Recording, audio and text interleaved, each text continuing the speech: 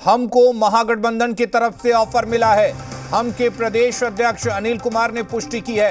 NDA के साथ हम मजबूती के साथ खड़ा है, ये तय कर दिया है प्रदेश अध्यक्ष ने।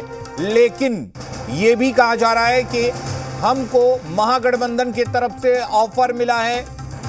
अनिल, जो कि प्रदेश अध्यक्ष अनिल कुमार, उनका कहना है कि हमें खुशी है कि नीतीश कुमार एनडीए में आ रहे हैं, अप्रोच करने का कोई मतलब नहीं है। तो यानी कि अगर महागठबंधन की तरफ से कोई ऑफर दिया गया है तो हिंदुस्तानी आवाम मोर्चा ने उस ऑफर को ठुकरा दिया है। प्रदेश अध्यक्ष अनिल कुमार ने यह बयान दिया है और आज शाम 7 बजे हिंदुस्तानी आवाम मोर्चा की बैठक होने वाली है। इस बैठक के बाद हिंदुस्तानी आवाम मोर्चा इन सभी चीजों को लेकर अपना रुख साफ करेगी। लेकिन जिस तरह से प्रदेश अध्यक्ष ने बयान दिया है उससे एक बात साफ है कि हिंदुस्तानी आवाम मोर्चा नीतीश कुमार के एनडीए में आने से काफी खुश है और महागठबंधन की तरफ से जो भी ऑफर दिया गया है उसे ठुकरा दिया गया।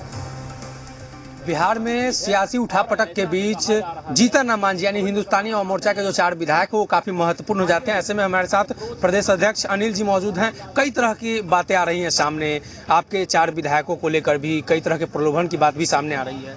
देखिए, अभी तो कई साथियों से अपनी बात को बताया, ये कहीं दूर दूर तक इस तरह की बात नहीं है। हम लोग जब महागठबंधन से हटे तो देश के लोकप्रिय प्रधानमंत्री माननीय नरेंद्र भाई मोदी जी के नेतृत्व में हम लोगों ने आस्था व्यक्त किया और माननीय गृह मंत्री जी से बात होने के बाद अब बिना शर्त समर्थन हम लोगों ने किया, कोई शर्त भी नहीं रखे। आज उसी पर हम लोग कायम हैं। और जहाँ लोभ प्रलोभ की बात है तो देखिए, 2020 में जब हम लोग जीत के आए थे, आज चारों एमएलए हम लोग उधर चले जाते तो सरकार उधर बन जाती, तो कहाँ से बात कभी हम लोग सोचते थे? कभी नहीं सोचते हैं। इसलिए आज हमको खुशी इस बात के लिए है कि इस राज्य का लोकप्रिय मुख्यमंत्री नीतीश कुमार जी एनडीए में आ रहे हैं और हम लोग भी पहले से हैं, तो और विकास होगा बिहार में। स्वागत है उनका। सीएम डिप्टी सीएम का प्रलोभन भी दिया जा रहा है महागठबंधन से, तो वो तो बता दिए कि किसी भी कीमत पर नहीं, कुर्सी हम लोगों का प्यारा नहीं है।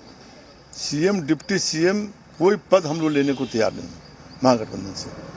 हम लोग भारतीय जनता पार्टी के साथ बिना शर्त समर्थन किए हैं, हम लोग उन्हीं के साथ। अप्रोच किया गया है आप लोगों को? अरे अप्रोच तो कोई ऐसे दोस्त मित्र कोई फोन पर बात कर तो अप्रोच कहा जाता है? वो अप्रोच करने से क्या हो जाएगा? कोई अप्रोच हमारा मन होगा ना, हम अप्रोच को सुनेंगे और बात होगी। कांग्रेस भी कहीं ना कहीं आप लोगों की तरफ आस भरी निगाहों से देख रही है। अब कांग्रेस क्या देख रहा है? कांग्रेस समझे भाई अपना स्थिति वो अपना देखे। हम लोग तो छोटा पार्टी है, छोटी पार्टी है, 4 विधायक है। हमरे तरफ आशा कहला देखता हो तो नहीं से मिले वाला पार्टी है। निश्चित तौर पर आप एनडीए के साथ हैं 100%। तो जो चर्चाएं चल रही थी उसी बीच प्रदेश अध्यक्ष अनिल कुमार ने स्पष्ट कर दिया है कि एनडीए के साथ वो मजबूती के साथ खड़े हैं और किसी भी प्रकार का जो प्रलोभन है वो इन्हें एनडीए से अलग नहीं कर सकता है। जी मीडिया के लिए पटना से सनी कुमार। तो अनिल कुमार ने साफ किया है कि अप्रोच जरूर किया गया है, लेकिन अप्रोच करने का मतलब ये नहीं है कि वो उनके साथ चले जाएंगे। हिंदुस्तानी आवाम मोर्चा बिना किसी शर्त के एनडीए के साथ खड़ी है और एनडीए में ही है। उन्होंने साफ किया है कि नीतीश कुमार के आने से वो काफी खुश हैं।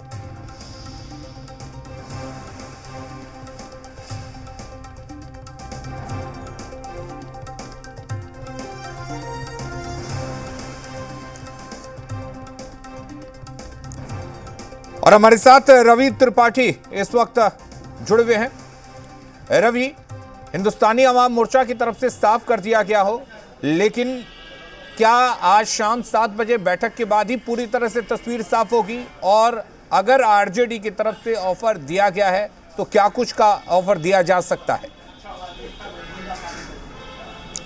नहीं, देखिए, हिंदुस्तान आवाम मोर्चा के पास ये ऑप्शन है कि वो दोनों तरफ जा सकते हैं, लेकिन जिस तरह से लगातार मांझी जी यहाँ रहे और जिस तरह से उनको समझाने की कवायद चली है, जिस तरह से नित्यानंद राय गए, उनसे मिले, उनको समझाए, बातें बताई गई, तो अब मुझे नहीं लगता है कि वो आरजेडी के ऑफर को मानने वाले हैं, क्योंकि आरजेडी के पास अभी आंकड़ा नहीं पहुँच पा रहा जो आंकड़ा चाहिए। अगर उनके पास आंकड़ा बन जाता है तो हमको जाने में कोई दिक्कत नहीं, लेकिन फिलहाल जो आंकड़ा दिख रहा है, जो हमें दिखाई दे रहा है, उसमें कहीं ना कहीं आरजेडी की सरकार बनती हुई नहीं दिख रही है। अगर आरजेडी यहाँ नाता तोड़े और वहाँ सरकार बना ले।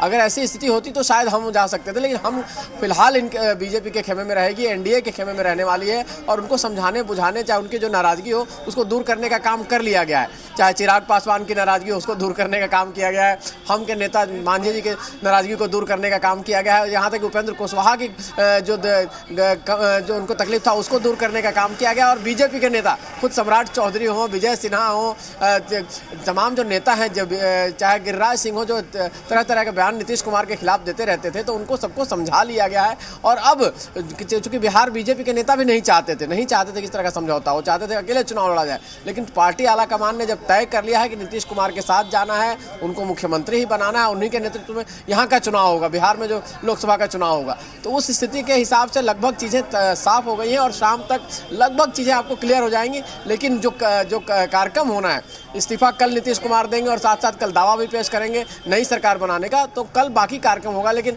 बाकी जो स्क्रिप्ट है उसके हिसाब से अगर देखा जाए तो आज सभी पार्टियां एक एक करके अपने जो समर्थन देने का बात है वो कर देंगी, चाहे हम हो, चाहे आपको चिराग पासवान की पार्टी, मतलब रवि ये माना जाए कि जो समर्थन पत्र राज्यपाल के पास पहुंचना चाहिए नीतीश कुमार के समर्थन, वो आज पहुंच जाएगा। हाँ, ये मान के चलिए कि आज लगभग चीज़ें क्लियर हो जाएंगी। हो सकता है समर्थन पत्र कल भी 1-2 लोगों का जाए। जो खबर मिल रही है कि कल एक मीटिंग बुलाई जाएगी, एनडीए की मीटिंग करेंगे, नीतीश कुमार के घर पे मीटिंग होगी, सुबह नाश्ता होगा बीजेपी दफ्तर में, बीजेपी के नेता एमएलए का, और उनका लंच जो है नीतीश कुमार के घर पर रखा गया है। तो उसके बाद एक साथ जाकर एक कहीं ना कहीं अपना दावा पेश किया जाएगा। लेकिन कुल जो स्क्रिप्ट है उसके हिसाब से लगभग क्लियर है कि आज शाम तक सारी तस्वीर साफ हो जाएगी। देखिए आरजेडी के नेता जो है वो बयानबाजी करना भी शुरू कर दिया है नीतीश कुमार के खिलाफ, जो कल तक नहीं कर रहे थे, आज सुबह तक नहीं कर रहे थे। तो कहीं अब कंफ्यूजन नहीं रह गया है, बट इंतजार है कि ऑफिशियल अनाउंसमेंट कब होता है। चाहे समर्थन भी हमारे साथ जुड़े, रुपेंद्र, एनडीए खेमा पूरी तरह से एकजुट होता जा रहा है, समर्थन पत्र भी राज्यपाल के पास पहुंच जाएगा, ऐसी उम्मीद जताई जा रही है सभी पार्टियों की। और ये भी खबर निकल कर आ रही है कि सीएम आवास पर एनडीए की बैठक भी हो सकती है। लेकिन इस बीच आरजेडी जो बड़ा अलग थलग पड़ा हुआ है वो क्या कर रहा है? और बात अगर कांग्रेस की करें तो कांग्रेस के सामने तो जिस तरह की अभी बयानबाजी हो रही है, कांग्रेस के सामने सबसे बड़ी चुनौती अपनी पार्टी को बचा कर रखना ही, अपने विधायकों को समेट कर रखना ही है।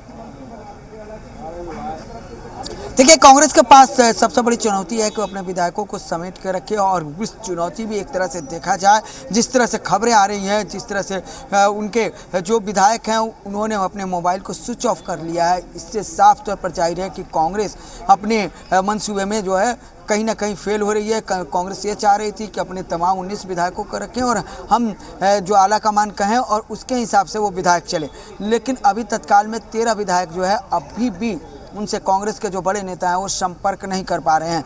यह दावा जरूर किया जा रहा है कि पूर्णिया में सभी को बुलाया गया है और सभी को हम एक साथ दिखाएंगे, सभी एक साथ रहेंगे, लेकिन अभी जो हालात हैं उसके हिसाब से पूर्णिया में सभी विधायक एक साथ दिखने वाले नहीं हैं। पहली चीज़। दूसरी चीज़ ये है कि जिस तरह से एनडीए की बात की जाए, आज शाम में ही विधायकों की जो विधायकों का जो लिखित ये रहेगा, बीजेपी अपनी तरफ से तमाम जो आप उसके विधायक हैं उसके समर्थन पत्र को नीतीश कुमार को दे देगी, नीतीश कुमार को दे देगी। वहीं बात करें तो उसके बाद बीजेपी के बाद हिंदुस्तानी अवाम मोर्चा ही है जिसके पास 4 विधायक हैं।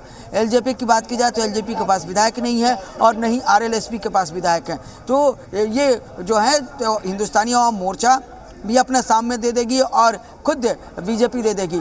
कल जो है 10 बजे सुबह में जेडीयू की बैठक होगी और उसी समय नीतीश कुमार जो है वो इस्तीफा देंगे और उसी समय या उसके बाद जैसे बताया जा रहा है कि एनडीए के तमाम विधायक वहाँ पहुँचेंगे और तमाम विधायक पहुँचने के बाद देखिए काफ़ी हलचल तेज हो गई। सुधा देखिए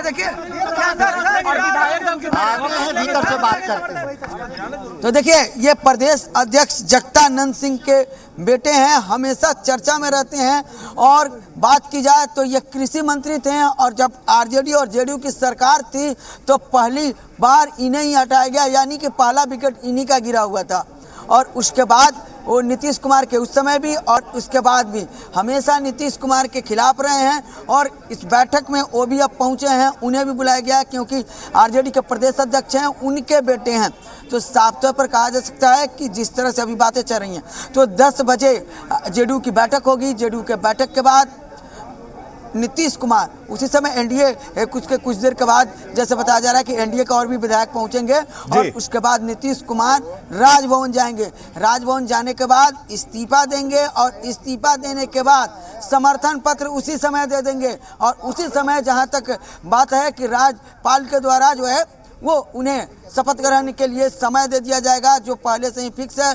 तमाम स्क्रिप्ट रुपेंद्र हमारे साथ, खासतौर पर सूचना ये भी आ रही है जी जी जी तो खास तौर पर सूचना ये भी आ रही है कि कल संडे है, संडे के दिन सरकारी कार्यालय बंद रहते हैं और उन कार्यालयों को भी खोलने का आदेश दे दिया गया है। चलिए, ये बड़ी सूचना है, बड़ी खबर है। रवि, अगर हम बात हिंदुस्तानी आवाम मोर्चा की करें तो हिंदुस्तानी आवाम मोर्चा की तरफ से ये बात जरूर कही गई है कि महागठबंधन की तरफ से उनको ऑफर दिया गया है, और ऑफर दिया गया हो या ना दिया गया हो, लेकिन इस बीच हिंदुस्तानी आवाम मोर्चा को ये जरूर लग रहा होगा कि इस बार की सरकार में उनके हाथ भी कुछ अच्छी मलाई लगने वाली है, क्योंकि उनके जीतन राम मांझी के बेटे को पिछली बार बहुत ज़्यादा भाव नहीं दिया गया था। जीतन राम मांझी खुद मुख्यमंत्री के आवास का चक्कर काट रहे थे, लेकिन कुछ बहुत ज़्यादा नहीं मिला था, तो इस बार लग रहा है कि उन्हें कुछ मिलेगा। अब बिल्कुल बिल्कुल देखिए, जो रीजनल पार्टीज होती है, जो छोटी पार्टियां होती है, वो बार्गेनिंग करती हैं और ये बार्गेनिंग टैक्टिक्स भी होता है कि भाई उधर से भी फ़ोन आया है तो आप क्या देंगे, हम ये ध्यान रखिए। और अभी स्थिति बहुत क्लोज फाइट है, सबको पता है कि कुछ लोग कह रहे हैं कि यहाँ जेडीयू के कई विधायकों के फ़ोन स्विच ऑफ हुए हैं, कुछ लोग कह रहे हैं कि कांग्रेस के विधायकों का कुछ फ़ोन सब स्विच ऑफ पड़ा हुआ है। तो वैसी स्थिति में जो क्लोज लड़ाई होती है तो उसमें रीजनल पार्टी जो इस तरह के किरदार होते हैं उनको इस तरह फ़ायदा उठाने का मौका मिलता है। तो मांझी जी भी चाहेंगे कि बार्गेनिंग हो, उनके बेटे को कुछ मजबूत चीज़ मिले, चाहे पार्टी को मजबूत चीज़ मिले, कोई अच्छा ओहदा मिले, अगर मंत्रालय मिले भी तो अच्छा मंत्रालय मिले, इस तरह की चीज़ चाहते हैं, चाहे वो हो उपेंद्र कुशवाहा हो, जो भी पार्टी के नेता होते हैं, क्योंकि इसी से सर्वाइव करते हैं। आप याद कीजिए कि उपेंद्र कुशवाहा जब तीन सांसदों के साथ जीत के गए, केंद्र में मंत्री बनाए गए थे 2014 में, उसके बाद उनकी पार्टी कहीं ना कहीं उन्होंने पार्टी खड़ी करनी शुरू कर दी, पूरे प्रदेश में घूमने लगे। बाद में उनको ऐसा लगा कि हम अपने दम पे कुछ कर सकते हैं तो पार्टी छोड़ के निकल गए, एनडीए छोड़ के आकर फिर दूसरे गठबंधन में चले गए। तो रीजनल पार्टीज इसी तरह से आगे बढ़ती हैं, अपने आप को वजूद दिखाकर, अपने पोस्ट लेकर, कुछ काम कर कर कुछ चीज़ें कहीं ना कहीं हासिल करते हैं। ये टैक्टिस है, बार्गेनिंग टैक्टिस है। और देखिए, नीतीश कुमार सबसे बेस्ट बार्गेनर माने जाते हैं आज की तारीख में, उनसे स्मार्ट बार्गेनर कोई नहीं है। आज की राजनीति में अगर बात किया जाएगा तो सबसे स्मार्ट बार्गेनर माने जाते हैं। तो वो क्या मानते हैं, ये क्या सोचते हैं, क्योंकि उनको गाली देने वाले जो लोग हैं, चाहे उसमें मांझी जी हों, चाहे चिराग पासवान हों, चाहे आप इनको देखिए कुशवाहा हो, तो इन लोगों को एडजस्ट बीजेपी के कोटे से किया जाएगा तो किस तरह से एडजस्ट किया जाएगा, क्या उनको ओहदा मिलेगा, ये सब चीज़ें तय होकर जाएंगी। इस वजह से थोड़ा टाइम लग रहा है, देरी की वजह और कुछ नहीं है। सारा फार्मूला फाइनलाइज है, सब मान भी गए, लेकिन सबको क्या क्या मिलेगा इस चीज़ को लेकर कहीं ना कहीं देरी हो रही है, क्योंकि मंत्रिमंडल फाइनलाइज पहले ही हो जाएगा लगभग कि किसको क्या मिलना है, किसको क्या दिया जाएगा। ठीक है, तो यानी कि कुछ ही देर में, या फिर यूं कहें कि आज शाम या कल सुबह तक तस्वीर साफ भी हो जाएगी इसको लेकर। रुपेंद्र, आप चूंकि आरजेडी जो इस वक्त आरजेडी खेमे की अगर हम बात करें तो वहां पर आरजेडी क्या इस वक्त इस मैच को पूरी तरह से वॉकओवर दे चुकी है, या अभी भी बैटिंग बॉलिंग करने के मूड में है, या उस स्थिति में है, कुछ चल रहा है?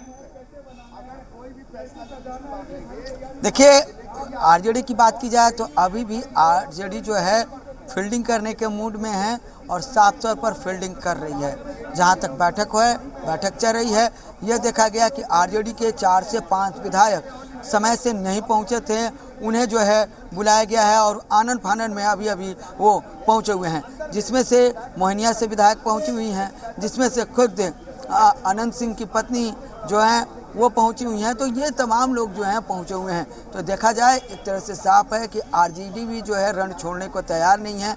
आरजेडी अपनी रणनीति बना रही है। खास तौर पर जब भी आरजेडी को कुछ अलग करना होता है तो वो विधायकों के मोबाइल को बाहर रखवा देती है। जिस तरह से तेजस्वी यादव डिप्टी सीएम दोबारा बने थे, नीतीश कुमार के साथ जब सरकार में आए थे, उस समय भी मीटिंग हुआ था तो मोबाइल को बाहर रखवा लिया गया था। और आज भी आरजेडी के तमाम विधायक एमएनसी जो गए हैं उनके मोबाइल को बाहर रखवा लिया गया है। तो देखिए आरजेडी क्या कर रही है। अब टोटल चीज़ें हैं, जीतनराम मांझी पे है। अब जीतनराम मांझी तो कह रहे हैं हम एनडीए में हैं। अब देखना है कि जीतनराम